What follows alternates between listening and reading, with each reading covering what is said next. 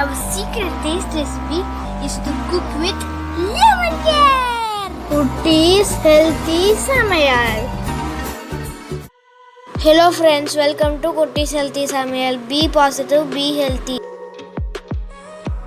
இன்னைக்கு நாம யம்மியான coconut milk பேடா எப்படி செய்யுதுன்னு பார்க்கலாமா? அதுக்கு முன்னாடி நம்ம சேனலை சப்ஸ்கிரைப் பண்ணாதவங்க சப்ஸ்கிரைப் பண்ணிவிட்டு பக்கத்தில் இருக்க பெல் பட்டனை கிளிக் பண்ணிக்கோங்க. ஆல் ஆப்ஷனை கிளிக் பண்ணுங்கள். அப்போ தான் நாங்கள் போடுற எல்லா வீடியோஸோட நோட்டிஃபிகேஷன்ஸ் உங்களுக்கு வரும். இது வரைக்கும் சப்ஸ்கிரைப் பண்ண எல்லாருக்கும் தேங்க்யூ ஸோ மச். நாம் இன்றைக்கி ரொம்பவும் டேஸ்டியான கோகோனட் மில்க் பேடா எப்படி செய்யுதுன்னு பார்க்க போகிறோம். எப்படி நம்ம ஸ்வீட் ஸ்டாலில் வாங்கி சாப்பிடுமோ அதே போல் டேஸ்ட்டில் இது நமக்கு கிடைக்கும். ஸோ நீங்கள் இந்த வீடியோவை ஸ்கிப் பண்ணாமல் பாருங்கள். அப்போ தான் உங்களுக்கும் இன்ட்ரெஸ்டிங்காக இருக்கும், எங்களுக்கும் சப்போர்ட்டிவாக இருக்கும். வாங்க இதை எப்படி செய்யுதுன்னு பார்த்துக்கலாம். இதுக்காக நான் ஒரு 1/4 கப் சுகர், அதோட 2 ஏலக்காய் வச்சு மிக்சியில் நல்லா பவுட்ரு பண்ணி எடுத்துக்கிறேன். உங்களுக்கு ஏலக்காய் பவுடர் தனியாக இருந்தால் நீங்கள் அதை ஆட் பண்ணிக்கலாம். எங்களுக்கு இல்லை, அதனால் சுகரோடு அரைச்சி எடுத்துக்கிறேன். இல்லை நீங்கள் சுகரை அப்படியே கூட ஆட் பண்ணிக்கலாம். நல்லா பவுட்ரு அரைச்சி எடுத்தாச்சு. இப்போ நாம் இதை ஜலிச்சு எடுத்துக்கலாம். ஏன்னா அந்த ஏலக்காய் தூள்லாம் அரைப்படாமல் இருக்கும். இது சாப்பிடும்போது வாயில் கடிப்படும். அதுக்கு நல்லா ஜலிச்சு எடுத்துக்கலாம். நமக்கு சுகர் பவுடர் ரெடி ஆகிடுச்சு. அடுத்ததாக 1 கப் தேங்காய் துருவல். இது நான் மிக்சியில் நல்லா பொடியாக கட் பண்ணி அரைச்சி எடுத்துருக்கேன். இதை ஒரு பேன் வச்சு கலர் மாறாமல் சிம்மில் வச்சு நாம் ரோஸ்ட் பண்ணி எடுத்துக்கலாம். அவ்வளோதான். இப்போ நம்ம செய்யறதுக்காக ஒரு பேன் வச்சுருக்கேன். இந்த பேன் நல்லா சூடான பிறகு அதில் 2 ஸ்பூன் நெய் ஆட் பண்ணிக்கலாம். நெய் நல்லா மெல்ட் ஆன பிறகு நாம் ரோஸ்ட் பண்ணி எடுத்து வச்சுருக்க தேங்காய் துருவலை இதில் ஆட் பண்ணிக்கலாம். தேங்காய் துருவல் எப்போவுமே நம்ம ரோஸ்ட் பண்ண பிறகு குவான்டிட்டி கொஞ்சம் கம்மியாகிடும். நான் 1 கப் ஃப்ரெஷ் தேங்காய் எடுத்தேன். ஆனால் நம்ம ரோஸ்ட் பண்ண பிறகு 3/4 கப் தான் கிடச்சிது. அதை நம்ம நெய்யோடு ஆட் பண்ணி கொஞ்சமாக ரோஸ்ட் பண்ணி எடுத்துக்கலாம். உங்களுக்கு டெசிகேட்டட் கோகோனட் உங்கள்கிட்ட இருந்தால் நீங்கள் அது கூட ஆட் பண்ணிக்கலாம். அப்படி இல்லைனா ஃப்ரெஷ் தேங்காவை பொடியாக கட் பண்ணி மிக்சியில் அரைச்சி இந்த மாதிரி ட்ரை பேனில் ரோஸ்ட் பண்ணி எடுத்திங்கன்னா அதுவே உங்களுக்கு நல்லா ட்ரையாக இருக்கும். இது போல் கோகோனட்ஸ் நாம் ட்ரையாக ஆட் பண்ணும்போது டேஸ்ட்டும் நல்லாயிருக்கும். அதே சமயம் ஸ்வீட்டும் ரொம்ப சீக்கிரம் கெட்டு போகாது. ஒரு 2-3 டேஸ் கூட ஸ்டோர் பண்ணி நம்ம சாப்பிட்லாம். அடுத்ததாக இதோட 1/2 கப் பால் ஆட் பண்ணிக்கிறேன். அதாவது 3/4 கப் தேங்காய் துருவலுக்கு 1/2 கப் பால் கரெக்டாக இருக்கும். அதுவும் திக்காக நல்லா காய வச்சு எடுத்து வச்சுருக்கேன். அந்த பால் நம்ம சூடாக கூட ஆட் பண்ணிக்கலாம். ஆட் பண்ணி நல்லா மிக்ஸ் பண்ணி விட்டுடலாம். இந்த பால் இது நல்லா நமக்கு வெந்து வந்துடும் தேங்காய். இப்போ பால் நல்லா திக்காய் வந்துடுச்சு. இந்த டைமில் நான் 3/4 கப் பால் பவுடர் ஆட் பண்ணிக்கிறேன். அதாவது தேங்காய் எந்த லெவல் எடுத்துக்கணுமோ அந்த லெவல் நான் பால் பவுடர் எடுத்துக்கிறேன். நீங்கள் அதிகமாக வேணோட ஆட் பண்ணிக்கலாம். ஆனால் நமக்கு இந்த மெஷர்மெண்ட்டே கரெக்டாக இருக்கும். பால் பவுடர் 3/4 கப், 1/2 கப் பால், நெக்ஸ்ட்டு 3/4 கப் தேங்காய் துருவல். இதுவே நமக்கு கரெக்டாக இருக்கும். இது நல்லா மிக்ஸ் ஆகி திரும்ப மெல்ட் ஆகி வரும் பால் பவுடர். இந்த ஸ்டேஜ் நாம் 1/4 கப் எடுத்து வச்சுருக்க சுகர் ஆட் பண்ணிக்கலாம். இந்த ஸ்வீட்னஸ் உங்கள் விருப்பத்தை பொறுத்து தான். இது எங்களுக்கு கரெக்டாக இருந்தது. நீங்கள் எந்த லெவல் வேணுமோ அந்த லெவலுக்கு நீங்கள் சுகர் ஆட் பண்ணிக்கலாம். ஏன்னா நான் பால் பவுடர் ஆல்ரெடி ஆட் பண்ணியிருக்கேன். பால் பவுடர் நமக்கு நல்ல ஸ்வீட்னஸ் இருக்கும். அதனால தான் நான் சுகர் 1/4 கப் தான் ஆட் பண்ணுறேன். உங்களுக்கு இன்னும் ஸ்வீட் வேணும் 1/2 கப் வரைக்கும் கூட நீங்கள் ஆட் பண்ணிக்கலாம். சுகர் நல்லா கரைஞ்சி திரும்ப நமக்கு திக்காகி வருது பாருங்கள். இந்த ஸ்டேஜ் நம்ம நல்லா மிக்ஸ் பண்ணிகிட்டே இருக்கணும், இல்லை அடி பிடிச்சிரும். இந்த ஸ்டேஜ் நான் கொஞ்சம் குங்குமப்பூ ஆட் பண்ணிக்கிறேன்.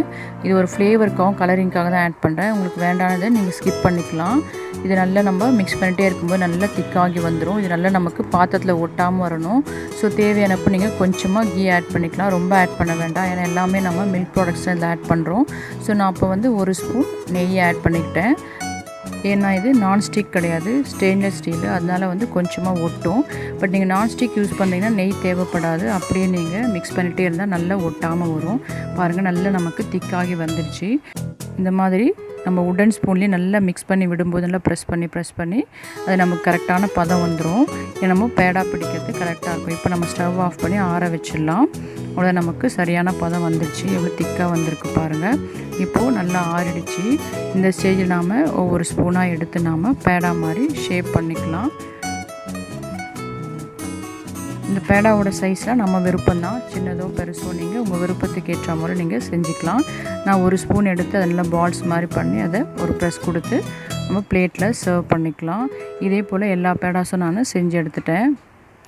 அடுத்ததாக நாம் பேடா அப்படியே நம்ம சர்வ் பண்ணாமல் கொஞ்சம் ரோஸ்டட் கோகோனட் ஆல்ரெடி கொஞ்சம் தனியாக எடுத்து வச்சுருந்தேன். அதில் நாம் அந்த பேடாஸ் எல்லாம் அப்படியே ப்ரெஸ் பண்ணி அந்த கோகோனட்டில் எல்லா இடத்துலையும் ஸ்ப்ரெட் ஆகிற மாதிரி நம்ம எடுத்துக்கலாம். இங்கே பாருங்கள் இந்த மாதிரி. ஸோ இந்த மாதிரி எல்லா பேடாஸும் நான் செஞ்சு எடுத்துட்டேன். இது இன்னும் நமக்கு டேஸ்ட்டை ஆட் பண்ணும், ரொம்ப நல்லாயிருக்கும். பாருங்கள் நடுவில் இருக்கிறது மட்டும் நான் அப்படி பண்ணல. அடுத்ததாக பேடாவை அப்படியே சர்வ் பண்ணாமல் இந்த ஃபோக்கோட பேக் சைடு வச்சு ரொட்டேட் பண்ணி சின்னதாக ஒரு குழி மாதிரி செஞ்சுக்கலாம்.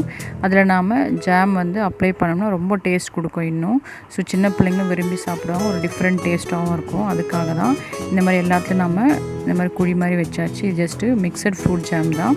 இதை நம்ம கொஞ்சமாக அது மேலே அப்ளை பண்ணிக்கலாம். அப்ளை பண்ண அது நல்லா பிடிச்சிக்கும் ஸ்வீட்டில். இன்னும் நமக்கு ரொம்ப டேஸ்டியாக இருக்கும், பார்க்கறதுக்கும் ரொம்ப அட்ராக்டிவாக இருக்கும். ஸோ பாருங்கள் எவ்வளோ நல்லா வந்திருக்கு. நம்மளோட கோகோனட் மில்க் பேடா ரெடி ஆகிடுச்சு. ரொம்பவும் டேஸ்டியான, ரொம்பவும் ஹெல்த்தியானதும் கூட. ஏன்னா நம்ம வீட்டிலேயே ரொம்ப ஹைஜீனிக்காக செய்கிறோம். ஸோ நாமளும் பிள்ளைங்களும் விரும்பி இதை சாப்பிட்லாம். சுகரும் நம்ம டேஸ்ட்டுக்கு ஏற்ற போல் ஆட் பண்ணிக்கலாம். ரொம்ப சுகர் ஆட் பண்ணாமல், இல்லை நம்ம டேஸ்ட் எப்படி அதுக்கேற்ற போல் ஆட் பண்ணி நம்ம செஞ்சுக்கலாம். ஸோ வீட்லேயே செஞ்சு நம்ம சாப்பிட்றது எப்பவுமே நமக்கு ஒரு திருப்தி தான். பாருங்கள் இது எவ்வளோ நல்லா இருக்குது. அந்த ஜாம் நல்லா அந்த ஸ்வீட்டோடு பிடிச்சி ஓப்பன் பண்ணும்போது எவ்வளோ நல்லா இருக்கு பாருங்கள். டேஸ்ட்டும் அப்படி தான், ரொம்பவும் சூப்பராக இருந்த டேஸ்ட்டு. எல்லாருமே நாங்கள் ரொம்ப விரும்பி சாப்பிட்டோம். ஸோ நீங்களும் இதை செஞ்சு பார்த்துட்டு உங்கள் டேஸ்ட்டை, உங்கள் எக்ஸ்பீரியன்ஸை எங்களுக்கு கமெண்ட் பண்ணுங்கள். தேங்க்யூ. அம்மி டேஸ்டி, நீங்களும் ட்ரை பண்ணுங்க, என்ஜாய் பண்ணுங்க, ஹெல்த்தியா இருங்க. தேங்க்யூ. மற்ற ரெசிபீஸோட லிங்க்ஸ் எல்லாம் டிஸ்கிரிப்ஷன் பாக்ஸில் இருக்குது. உங்களுக்கு இந்த வீடியோ பிடிச்சிருந்ததுன்னா லைக் பண்ணுங்கள், ஷேர் பண்ணுங்கள், கமெண்ட் பண்ணுங்கள், சப்ஸ்கிரைப் பண்ணுங்கள், பக்கத்தில் இருக்க பெல் பட்டனையும் கிளிக் பண்ணுங்கள். பாய்.